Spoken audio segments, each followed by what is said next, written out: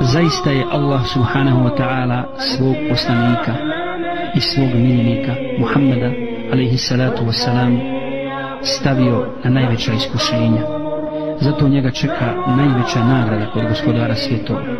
Sjetimo se, braćo i sestre, njegovih iskušenja. Iskušenja našeg poslanika Muhammeda sallallahu alaihi wasallam. Kao dijete ostao je siroče. Zatim je kao dječak čuvao ovce. Zatim mu je nakon toga, nakon što je odrastao, naređeno da poziva u Allahovu vjeru dan i noć. Toliko da mu je Hatidža, njegova vjerna žena, radijallahu ta'ala an, rekla: zar nećeš spavati i zar se nećeš odmoriti? A on je odgovorio: mada ahdu naumi ja Hatidža. Prošlo je vrijeme odmora i vrijeme spavanja, Hatidža. Dakle, dan i noć je pozivao ljude u Allahovu vjeru i doživio velika iskušenja na tom putu, u toj časnoj misiji. Zatim, od iskušenja koja su ga snašla, jeste da mu je umrlo 7 djece. 7 njegove djece, zadnji od njih njegov sin Ibrahim, koji je poslanik sallallahu alejhi ve sellem jako mnogo volio. Često puta, kako stoji u predajama, uzmi bi ga Resul sallallahu alejhi ve sellem i odnesi među ashabe, govoreći: vidite li moga sina Ibrahima? Subhanallah, toliko je volio svoje dijete, nije imao muške djece. Allah mu je podario Ibrahima i govorio bi dakle ashabima: vidite li mog sina Ibrahima, oduševljen njime. I na kraju i on je umro. Zatim razvele su mu se 2 kćerke, Rukajja i Ummu Kulsum, koje su bile udate za sinovima Ebu Lehebovim.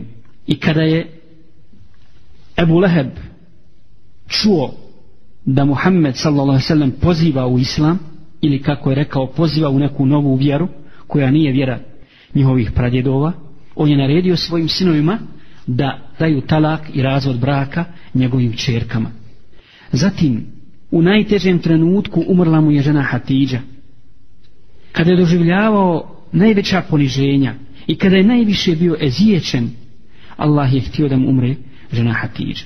Zatim, napadnuta mu je čast, što je gore od svega gore spomenutog, i potvorena je i njegova žena koju je najviše volio, Aisha radijallahu ta'ala anha. Toliko je to iskušenje bilo i toliko su munafici sijali spletke, govorili su stalno: gdje ima dima ima i vatre, gdje ima dima ima i vatre. Dakle, nešto se desilo. Sijali su smutnju i fitnu, da je Aisha radijallahu ta'ala anha za malo nije svisnula od muke i od jada, a bila je čista. I Allah dželle šanuhu je objavio ajete, posebne ajete o njenoj čednosti i njenoj čistoći. Dakle, neprijatelji Islama su htjeli da na bilo koji način okaljaju njegovu čast i njegov ugled i čast njegove porodice i njegove kuće. Na seđdi su mu neprijatelji Islama, mušrici, pagani, bacali crijeva na glavu, tek zaklane deve, da bi ga ponizili. Zatim ranjen je u Taifu, gdje je također išao kao poslanik, odnosno misionar, odnosno daija, da poziva u Allahovu vjeru, misleći da će se tamošnji narod, jer su bili njegovi daljnji rođaci, odazvati njegovom pozivu, jer su znali ko je on, koliko je bio pošten, iskren, poznavali su njegovu porodicu. Međutim, doživio je razočarenje i poniženje. Zatim kamenje je vezao od gladi poslanik sallallahu alejhi ve sellem, saburajući na iskušenjima. Aisha kaže radijallahu ta'ala da nije vidjela težih bolova od njegovih bolova na smrtnoj postelji. Ali pored svega toga, on sallallahu alejhi ve sellem, braćo i sestre, u dovi izgovara ove riječi u najtežim trenucima: la uhsi thanana alejk ente kema afnejta ala nafsik. Ja ne mogu, gospodaru, izbrojati svoje pohvale tebi. Ti si onakav kako si sam sebe pohvalio. Dakle, ja ne mogu nabrojati tvoje blagodati, ne mogu izreći svoje hvale i svoju slavu tebi, odnosno pohvale tvojoj veličini, tvojim blagodatima i tvojoj milosti.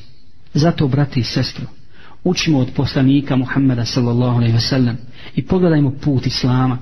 Na tom putu, kako kaže jedan islamski učenjak, je zavapio Nuh alejhi selam tražeći pomoć od gospodara svjetova.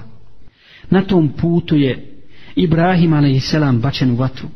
Na tom putu Islama zaklan je Jahja alejhi selam i prerezan pilom Zekerija alejhi selam. Na tom putu je eziječen Musa alejhi selam i ranjavan Muhammed sallallahu alejhi ve sellem. Na tom putu Islama, putu koji vodi do dženneta, je ubijen Omer radijallahu ta'ala an i Uthman radijallahu i Alija radijallahu ta'ala anhum. To je put istinskih vjernika, strpljivih mu'mina i mu'minki, koji će se radovati i veseliti onoga dana kada drugi budu tugovali i jaukali, i njihova radost trajaće inša Allah vječno. Kaže uzvišeni: Rabbena afriga alejna sabra. Ponavljamo onaj ajet kojega smo prošli put spominjali. Šta znači sabr? I koji izraz Allah dželle šanuhu upotrebljava ovdje u ovoj dovi koju su istinski vjernici uputili gospodaru svjetova? Afrig, Rabbena afriga alejna sabra. Što znači bukvalno ili doslovce kad bi prevodili: gospodaru, ispuni nas sabrom. Subhanallah, ispuni nas sabrom. Kako da ne, kad znamo kakva je nagrada za sabr, a dunjaluk je onako prolazan i kratak. Sjetimo se riječi Ali radijallahu ta'ala anh vezani za dunjaluk: ja dunija gurri gajri kad talaktuka thalathan min killeti zad wa bu'di tariq. O dunjaluće, obmanjuj i zavaravaj nekog drugog, ja sam ti dao razvod sa 3 talaka, a to znači trajni talak, trajni razvod braka. O, žali se Alija radijallahu, kaže: o, kako je mala poputnina, a kako je put daleko.